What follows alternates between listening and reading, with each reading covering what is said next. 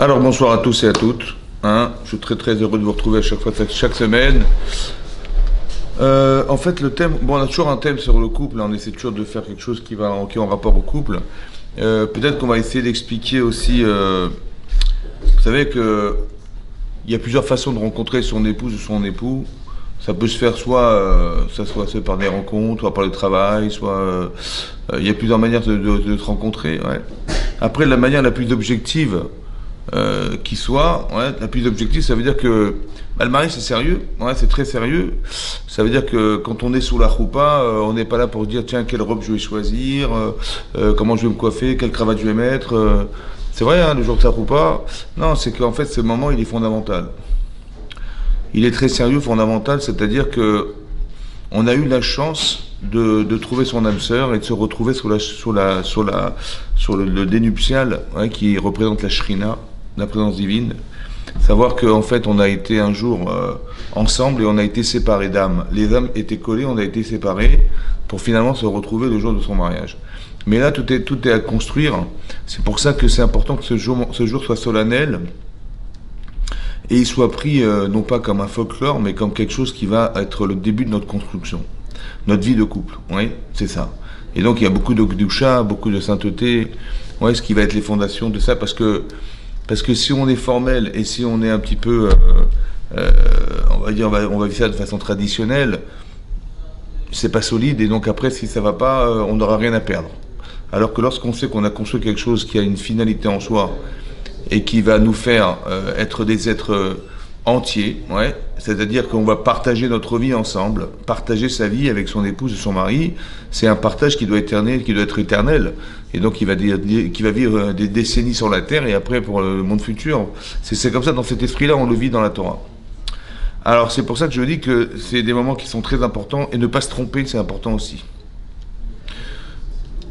Maintenant, vous savez que la première fois où on parle d'une recherche de mariage dans la Torah, c'est lorsque Avram il a proposé à Eliezer d'aller trouver une femme pour son fils. Là.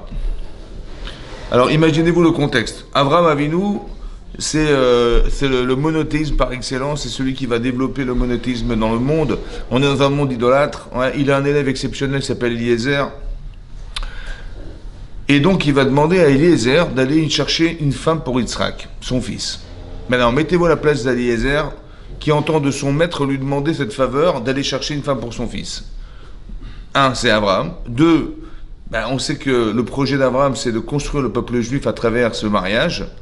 C'est-à-dire que lui, il a eu un enfant, et puis bon, il y a la continuité, il a eu qu'un seul enfant, il espérait que par son fils Yitzhak, il va avoir un arbre généalogique qui va engendrer le peuple juif. Après, il y aura Yaakov, les 12 Shvatim, etc., etc. Voilà, c'est le projet. Si on vous propose ce projet-là, sachant que c'est Abraham qui demande à Eliezer d'aller chercher une femme pour Yitzhak, sachant que le projet, il est extraordinaire, est-ce que vous allez refuser? Non. Et puis, Abraham, il fait confiance à Eliezer. Eliezer se sent mis en confiance par son maître. Extraordinaire. Bizarrement, Eliezer, il dit à Abraham, il dit... vous savez, peut-être qu'elle ne voudra pas me suivre. Elle est bizarre cette question. Peut-être qu'elle ne voudra pas accepter de me suivre. Bizarre. Moi j'aurais dit, moi je cours, je fonce. Tu t'imagines le mérite que tu as d'avoir servi ton maître Abraham, tu t'imagines le mérite d'avoir été la personne qui va engendrer le peuple juif, c'est incroyable. Tous ces mérites, ils te reviennent. Pourquoi tu t'es posé la question de savoir? Il dit, non, mais ne me vois pas moi, envoie ton fils à ma place.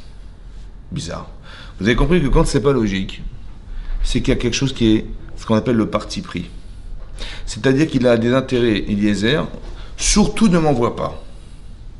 Ça va? Pourquoi? Parce qu'Eliezer, il a une fille qu'il aurait tellement voulu qu'il épouse Yitzhak Avinu. Et ça, c'est important de réfléchir à cette notion-là. Le parti pris. Ouais? Ça veut dire que, psychologiquement, on peut se refuser quelque chose dans sa vie parce qu'on a des partis pris. C'est-à-dire que, en fond de soi-même, ouais, au fond de soi-même, on a envie, mais il y a quelque chose qui pourrait nous gêner, ce qu'on appelle des partis pris à l'intérieur de soi-même. Ça peut être à l'extérieur, ou ça peut être provoqué par l'extérieur, ou ça peut être de l'intérieur. Je vais m'expliquer.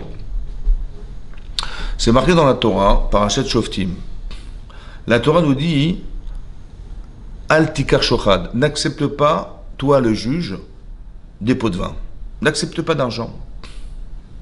Pourquoi? Parce que d'accepter de l'argent lorsqu'on est juge, alors ça a deux conséquences.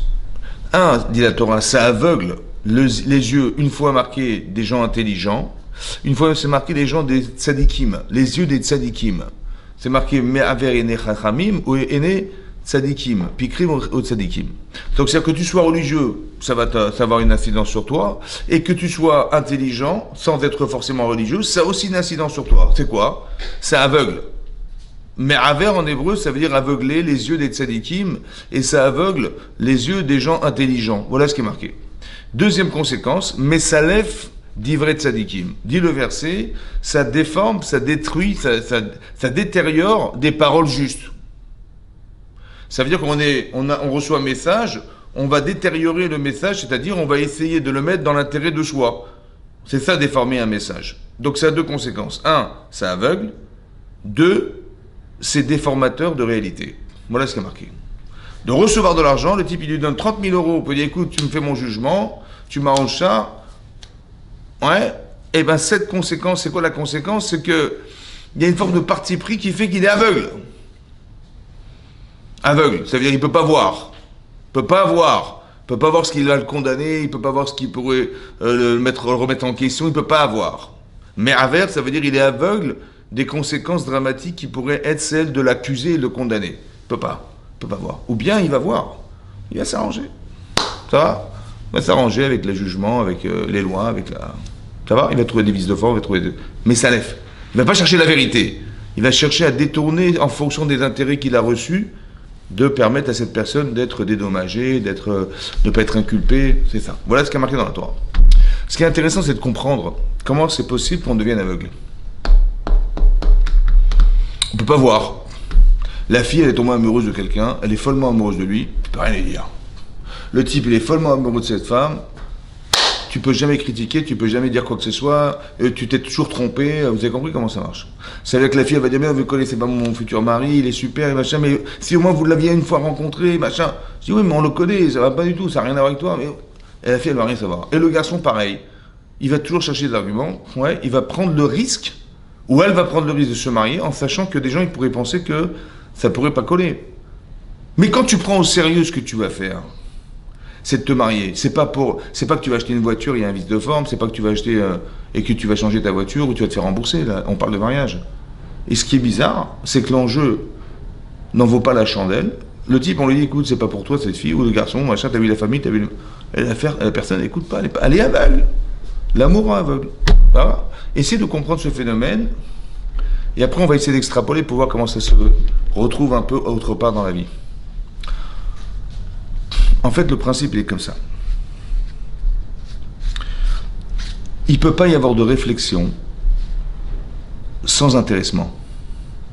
Je répète, il ne peut pas avoir de réflexion sans intéressement. C'est-à-dire, c'est parce que tu t'intéresses que tu réfléchis comment tu vas obtenir ce qui t'intéresse.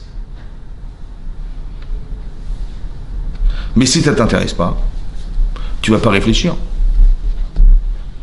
Tu vas réfléchir, tiens, je suis intéressé à faire ces études, tiens, je suis intéressé à faire ce travail, tiens, je suis intéressé un jour, je sais pas moi, à faire un voyage, tiens, je suis intéressé, bah, tu vas réfléchir en fonction de l'intérêt que tu as. Mais si tu n'as pas d'intérêt, bah, tu réfléchis pas.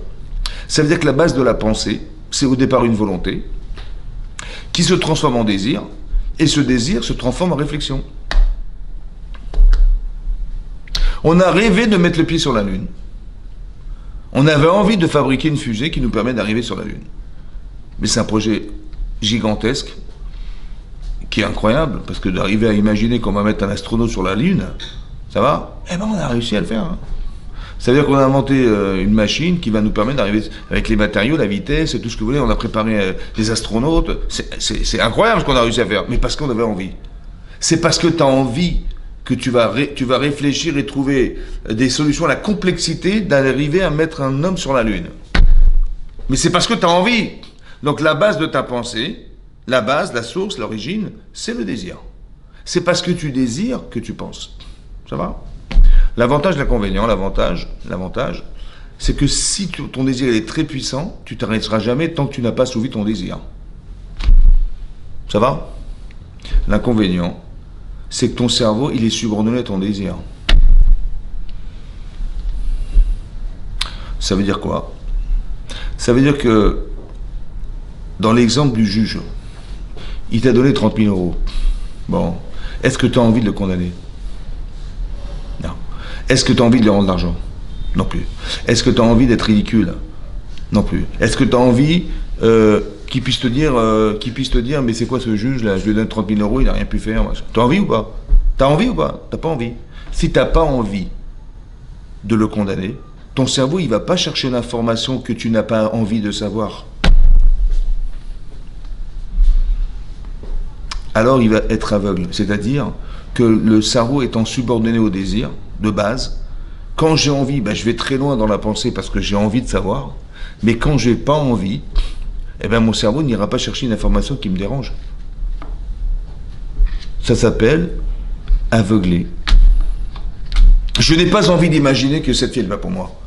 J'ai envie de me marier, il faut loin avec elle et tout. Donc tout ce qui peut se dire sur elle, je ne vais jamais l'accepter. Parce que je ne veux pas savoir. Cette souffrance de savoir ce qu'on me dit, qui est contraire à l'amour que j'ai d'elle, je ne peux pas l'entendre.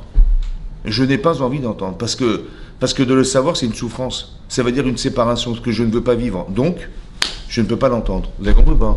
Ça veut dire que le cerveau étant subordonné au désir, plus le désir est fort, moins le cerveau est en capacité d'analyse. L'amour rend aveugle. C'est ce qu'on dit, l'amour rend aveugle aussi. Non, je... Mais vous avez compris, non, mais c'est ça que je voulais expliquer. L'amour aveugle, c'est ça le principe. Parce que la base de la pensée, c'est un désir. Or, si je suis très désireux d'épouser cette fille ou ce garçon, j'ai pas envie qu'on dise d'elle ou de lui que ça va pas. Et donc je ne peux pas l'entendre. C'est ça le principe. Ça s'appelle me'aver. La Torah dit que c'est un blocage intellectuel en fait. Ça s'appelle aveugle. La Torah appelle ça un aveuglement. On peut pas raisonner, on peut pas voir, on peut pas penser.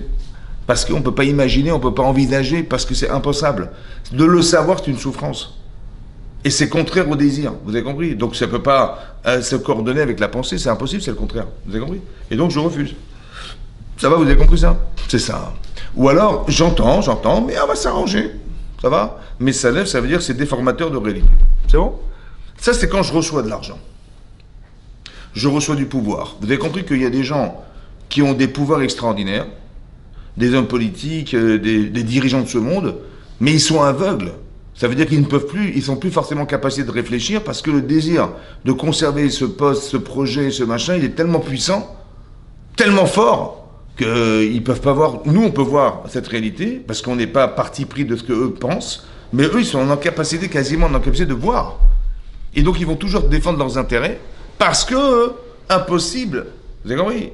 Il peut y avoir des grands dictateurs dans le monde, il peut y avoir des populations qui ont été massacrées, et ça, c'est justifié par le fait que, et si c'est pas comme ça, vous imaginez ce qui va se passer, ça va être catastrophique. On peut légitimer un crime sous prétexte que, si on tue pas les 500 000 personnes qui sont là, qui sont contre moi, mais le pays, il va tomber. Et donc on légitime des crimes, des massacres, des machins, sous prétexte que... Mais c'est ça le parti pris, vous comprenez ou pas? Sans scrupule. Parce que le cerveau, il peut pas accepter le fait qu'on puisse prendre son pouvoir. Donc on va légitimer un pouvoir parce qu'on a envie. Et donc on se sent rien être un criminel, on se sent rien être illégitime. C'est ça, vous avez compris? Tout ça parce qu'il fait partir du principe que le cerveau est subordonné à un désir. Tu ne peux pas réfléchir sans avoir envie de... Tu peux pas. Et donc c'est pour ça que l'un, c'est un avantage, parce que si tu désires très fortement, tu vas aller très loin dans la pensée. Tu dormiras pas tant que tu n'auras pas la réponse. Hein? Et le contraire aussi est vrai. C'est que le cerveau est en subordonné au désir. Quand tu veux, quand tu désires, tu penses. Quand tu désires pas, tu penses pas. Et donc tu ne vois pas. C'est ça. Ça, c'est quand ce sont des éléments extérieurs. Éléments intérieurs. Est-ce qu'on n'a pas tous un amour propre? Est-ce qu'on n'a pas tous envie de défendre une image? Ça s'appelle aussi un pot de vin, ça. Il y a des gens qui ont des blocages. Ils ont peur de ce qu'on va dire de... Ils sont timides. Ils osent pas dire. Et si je vais la rencontrer, je sais même pas que. En fait, le blocage, il peut venir du fait que j'ai vécu des échecs. Comment dire, je suis timide, je suis pas entreprenant, je sais pas quoi dire, je sais pas quoi, j'ai pas confiance en moi. Vous avez compris ça? Et ben ça peut faire que quoi? Que mon cerveau il est noué. C'est comme quelqu'un, on lui a fait peur. Ouais, on le fait tomber d'un immeuble. Vous croyez qu'il commence à réfléchir à comment je vais me tomber? Et il crie le type. Son cerveau ne peut plus réfléchir. La panique étant tellement forte qu'il est en incapacité de réfléchir. Il est paralysé dans une situation qui émotionnellement le touche. Et donc son cerveau, il est bloqué. Ça va? On peut se bloquer tout seul. J'ai pas confiance en moi. J'ose pas venir. J'ose pas sortir dehors. J'entre parents, j'ose pas rencontrer. Qu'est-ce que je vais lui dire? Qu'est-ce que je vais faire? En vérité, on peut avoir des blocages intérieurs. Ça s'appelle du shochad. Ouais. Parce que on fait. Parce que émotionnellement c'est touchant et donc notre cerveau il est en incapacité d'arriver à il est tellement absorbé par la peur, par l'angoisse, par le stress, par je sais pas quoi que on sait plus quoi faire. Vous avez compris? Notre cerveau il est noué, notre cerveau il est on ne peut pas l'utiliser correctement parce que l'émotion est trop forte. On panique, ouais. C'est pour ça que je dis quand vous rencontrez quelqu'un, ne partez pas du principe que vous allez vous marier parce que vous vous mettez un stress supplémentaire. Qui fait que, waouh, on va pas chercher à savoir à qui on a affaire, mais à savoir où sont les défauts et va savoir si ce type il est bien pour moi ou cette fille elle est bien pour moi. Et donc on est dans la subjectivité du regard, et ça peut poser problème. Non. Moi je suis au boulot, je rencontre quelqu'un, je parle avec lui, on discute. Je rencontre quelqu'un, une femme, je parle avec elle, on discute, il n'y a pas de stress.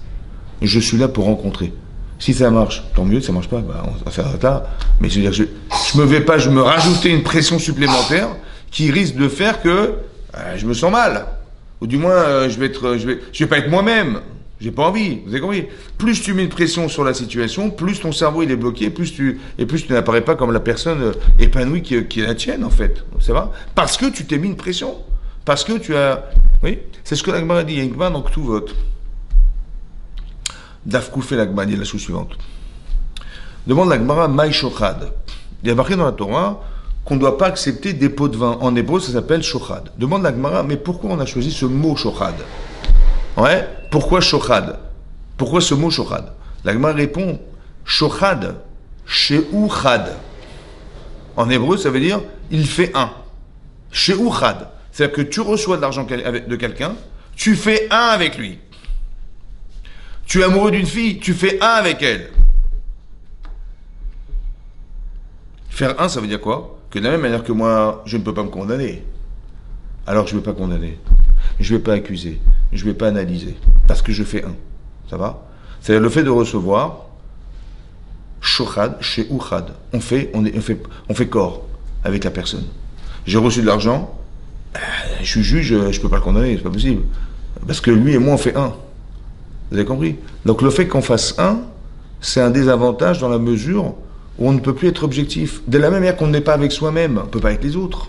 C'est ça être un avec la personne, vous comprenez ou pas?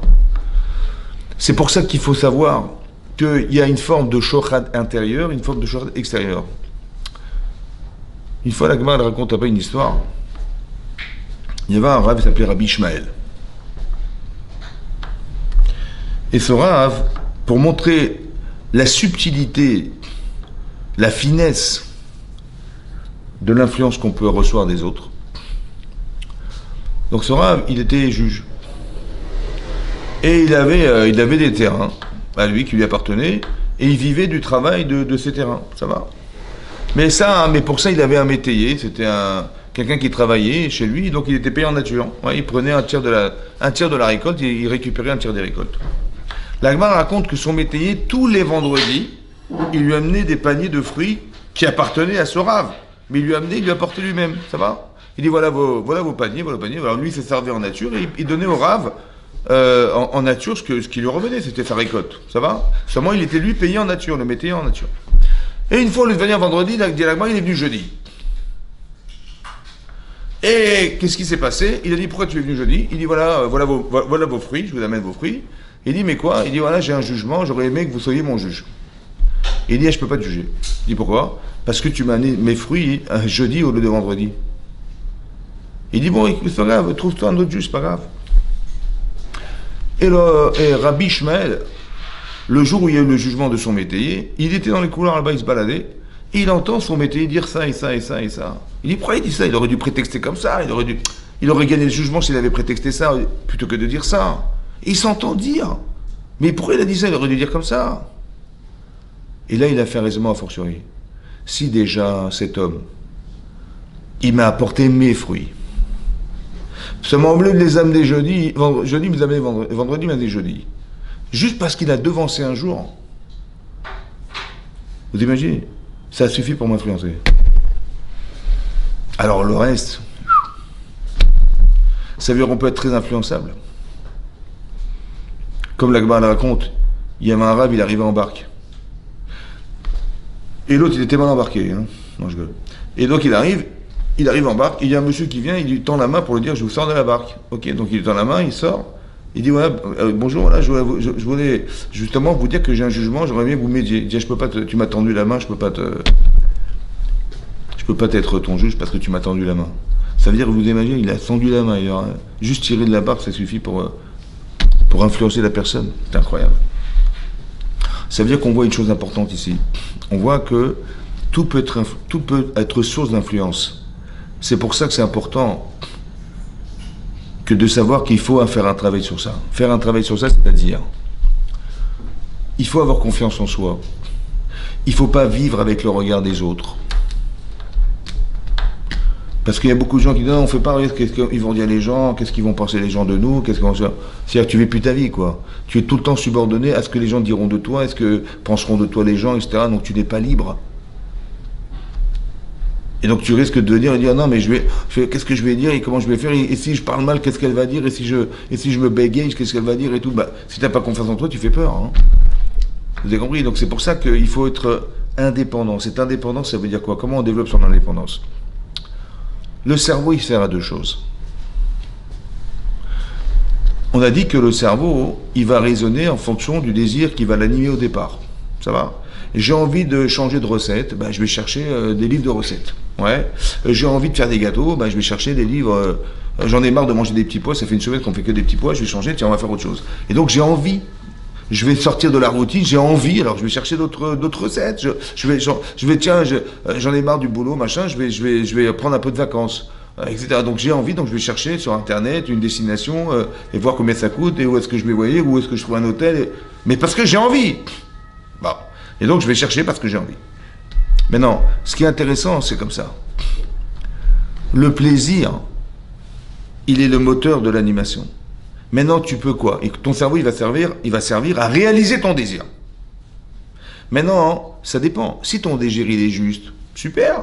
Mais s'il est faux, tu te rends compte? S'il est faux, tu vas prendre une direction dans ta vie parce que tu désires réaliser ce projet qui, de base, est faux, que ta vie, elle va être faussée.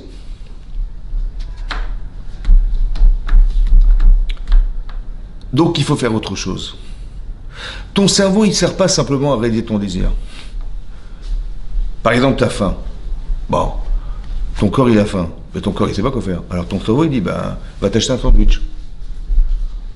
T'as soif. Ton cerveau, il te dit, ton corps, il ne sait pas quoi faire, mais va prendre une bouteille d'eau. T'as chaud. Ton cerveau, il va te dire, allume la clim. T'as froid.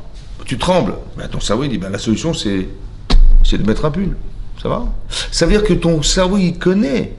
Il sait exactement ce que ton corps ressent. Ton corps ne sait pas quoi faire. Ton désir ne peut pas se réaliser si ton cerveau n'est pas en capacité mentale de pouvoir le réaliser. Maintenant, écoute-moi bien. Peut-être que ton désir, il est faux. Alors ton cerveau, il va servir à analyser ton désir. Ça veut dire qu'il faut être capable de se dire au départ, je suis dans l'analyse. La fille, elle est super belle, mais je ne vais pas la regarder. Pourquoi? Parce que j'ai peur que tout ce que je vais argumenter est fonction de sa beauté. Ça va? Alors je vais essayer de faire abstraction de ça. Et je vais d'abord analyser ce qu'elle me dit, de quoi elle parle, quelles sont ses qualités, ses défauts. Vous avez compris? Parce que la beauté, ça s'estompe. Par contre, la qualité humaine, c'est ça l'essentiel. Alors je vais écouter ce qu'elle va me dire. Je vais écouter ce qu'il va me dire. Je vais voir est-ce que c'est un preneur ou c'est un donneur. Est-ce qu'il est prêt à partager ou il est prêt à prendre. Est-ce qu'il va exploiter sa femme ou il va être en partage avec elle? Est-ce qu'elle pense que son mari, il est là pour combler tous ses manques? Ou bien qu'elle est capable de pouvoir proposer à son mari ce qu'elle est capable de faire pour lui? C'est ça que je veux entendre. Et je saurai à qui j'ai affaire. Après, on verra la beauté. C'est important d'avoir une femme qui nous plaît, d'avoir un mari. C'est important, mais c'est pas essentiel. C'est important, parce qu'il faut que j'apprécie la femme que j'aime. Elle doit être jolie pour moi, c'est sûr. Mais d'un autre côté, l'essentiel, c'est autre chose. Et je ne veux pas envie de me tromper, parce qu'elle est belle, parce qu'il est beau, c'est un beau gosse et tout ça, waouh. Et toutes les filles, elles courent après lui, c'est lui que je veux épouser, machin. Et je vais montrer aux filles que c'est moi qui l'ai chopé, ce garçon, machin, vous avez compris? On peut être piégé là-dedans. Bah oui. Parce que le désir, il est tellement puissant que la fille, elle fonce. Ça va? Alors qu'en vérité, c'est éphémère. Parce que il aura 50 ans, toi, qui va être comme... Et donc, tout ce qui est matériel, en fait, ça a des limites. Spirituel n'a pas de limite. Moi, ce que je cherche, c'est une fille qui a des midotes. Moi, ce que je cherche, c'est un garçon qui a des midotes tovot. C'est ça que je cherche. C'est l'essentiel. Mais pour ça, il faut être en capacité d'analyse. C'est-à-dire que j'ai un désir, j'ai une volonté, c'est de me marier. J'ai un désir, c'est de trouver la personne qui s'adapte exactement à ce que je cherche. Mais je suis en capacité aussi d'analyser la personne. D'analyser mon désir. J'ai envie, analyser. Ça va? Par exemple, vous avez un personnage dans la Torah, il s'appelle Korach. Korach, c'est un Lévi.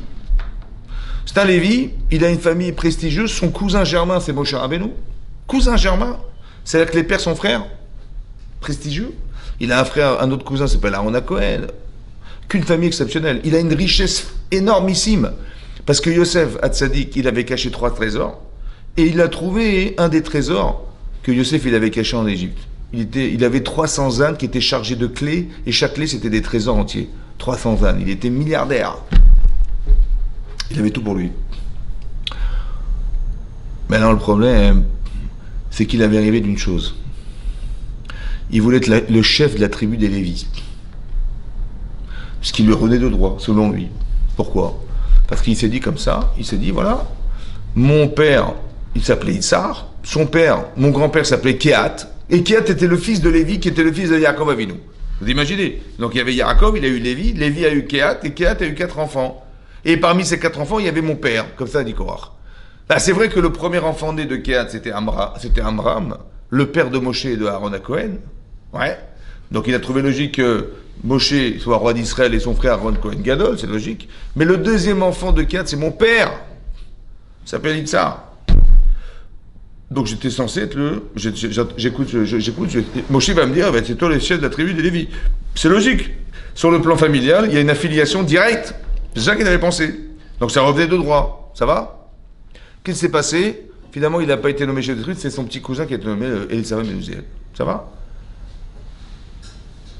C'est logique ce qu'il a pensé. Mais c'était faux. Pourquoi? Parce qu'il y a une autre logique. Pourquoi tu as pensé que tu devais être le chef de la tribu? Parce que sur le plan familial, c'est logique que ça devait être toi. Ça va? Ton père est deuxième enfant de Kehat, logiquement c'est toi. Mais pourquoi tu as pensé que la logique c'était l'affiliation? Pourquoi tu n'as pas pensé que c'est les compétences? Et c'est ce que lui a dit mon cher Rabbeinu. Kachem, Bekrova et Kadesh, il se rapproche des gens qui sont des Kedoshim. Il rapproche les gens à lui. Pourquoi tu prétends vouloir être? Tu prétends, voilà, vous êtes, toi tu es roi d'Israël, ton frère Cohen Gadol, tu prétends être. Ouais. En fait, pourquoi c'est comme ça? Parce qu'il est parti pris. Au départ, il a choisi. Il a choisi au départ. Et donc, comme il a choisi, son cerveau, il a envie. Lui, il a envie d'être chef de tribu. Donc, son cerveau, qu'est-ce qu'il va? Il va trouver un argument qui justifie le fait que tu sois chazak.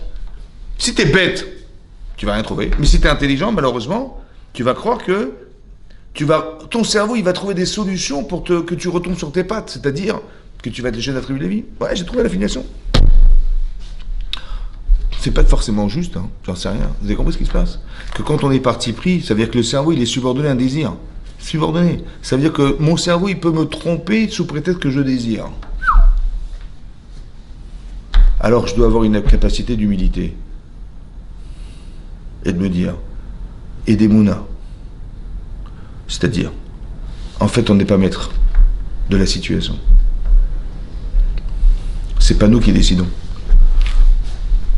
On espère qu'on va nous proposer. C'est très important que quand on cherche à se marier en particulier, à la différence des autres choix de sa vie, parce qu'on est jugé sur ses choix dans sa vie, vous comprenez? On va pas être comme ça, je suis pas dans la rue, et j'enlève ma branche, ouais, et je suis comme ça, bras nus, et j'attends qu'un type il me mette les tefilines. Non, c'est moi qui vais acheter les tefilines et c'est moi qui vais les mettre. Ça va? Mais des choses dans la vie, des fois, hein, c'est des choix qui ne peuvent pas se déterminer personnellement. C'est qui ta femme? Je sais pas, moi. C'est qui ton futur mari? Je sais rien du tout, moi. Ben, on va rencontrer, on va chercher, on va voir. Le problème, c'est que c'est toi qui cherches. Ou tu dis non, c'est Hachem qui va me proposer. Pourquoi c'est comme ça? Parce que tu vas trouver quelqu'un. Ok, super. Mais qui dit que c'est la bonne personne?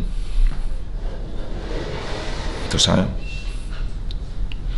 Peut-être aujourd'hui c'est elle, mais dans 3 jours, dans 4 jours, tu verras que c'est pas évident.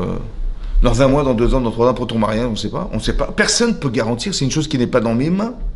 Vous avez compris ce que je veux dire?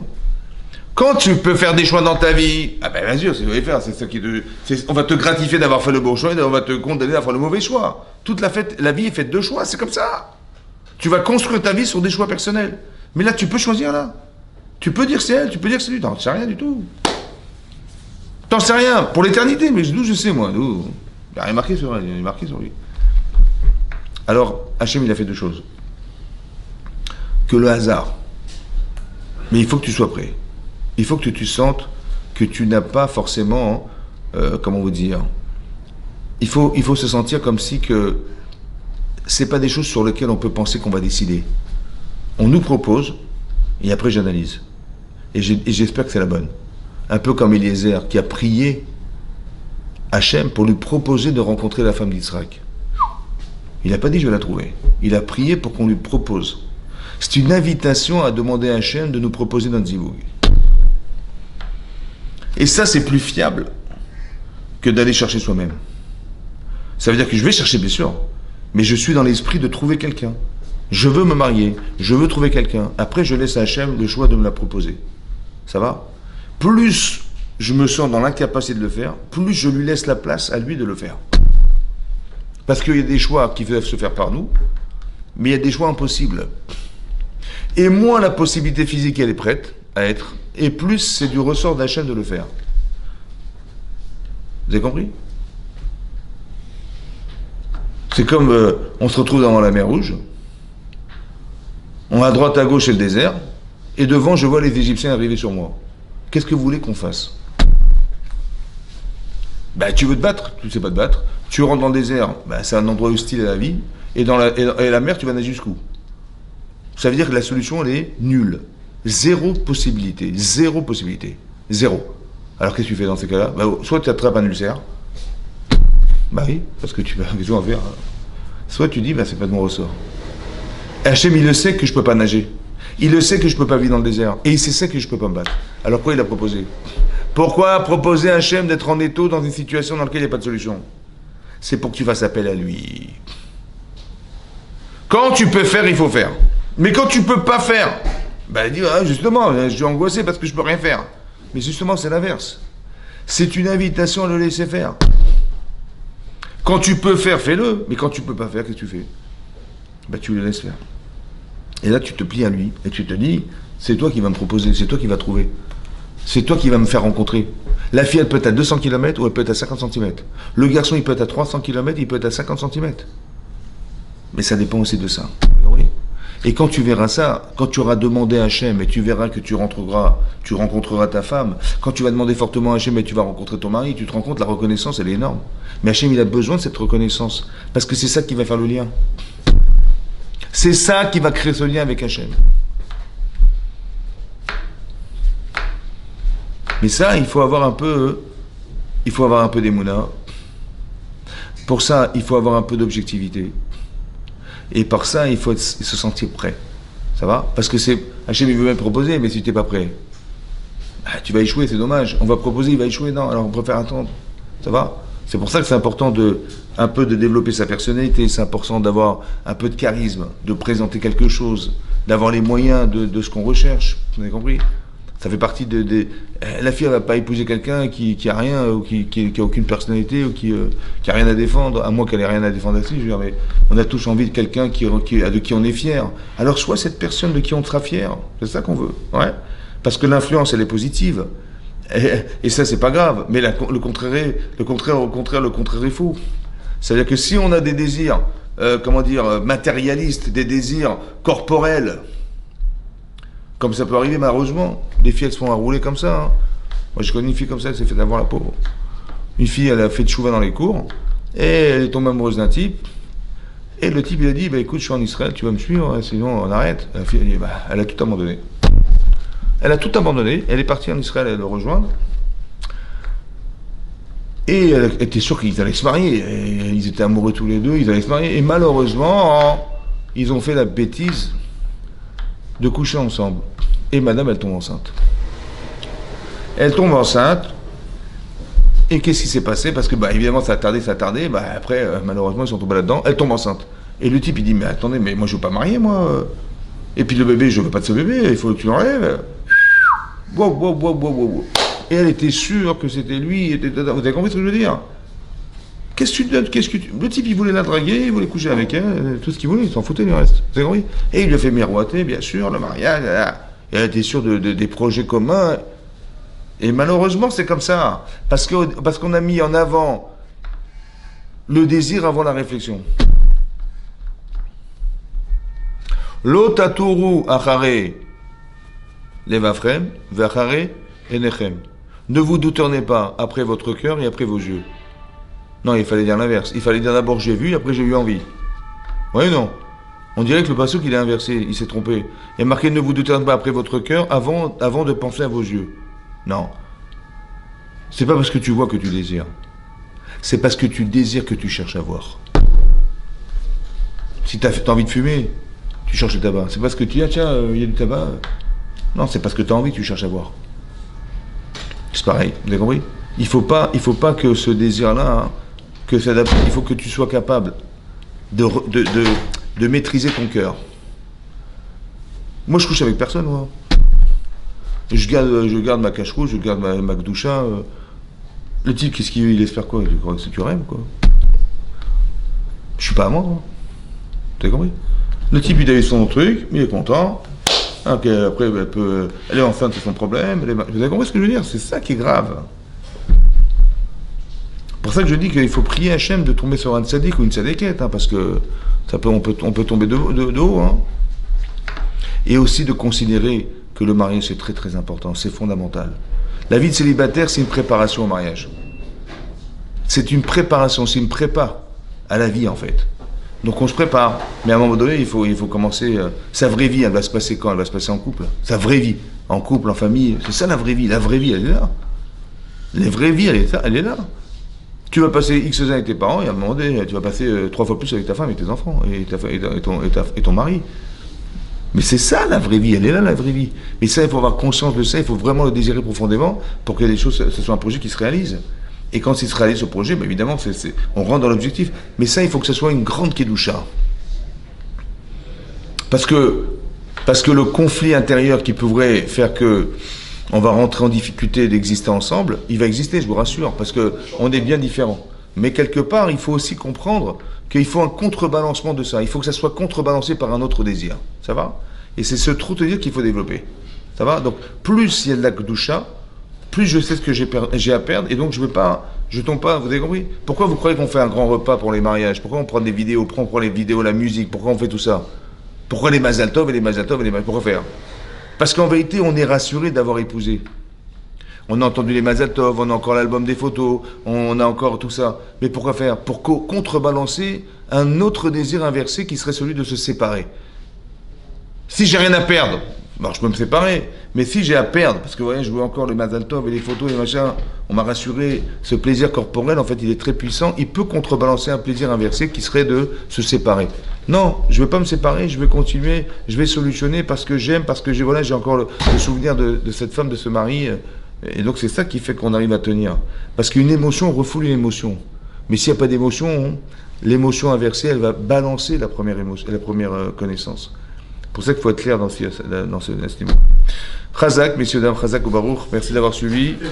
Hein? Oui? Je vais vous laisser vous retrouver, Béat Hachem.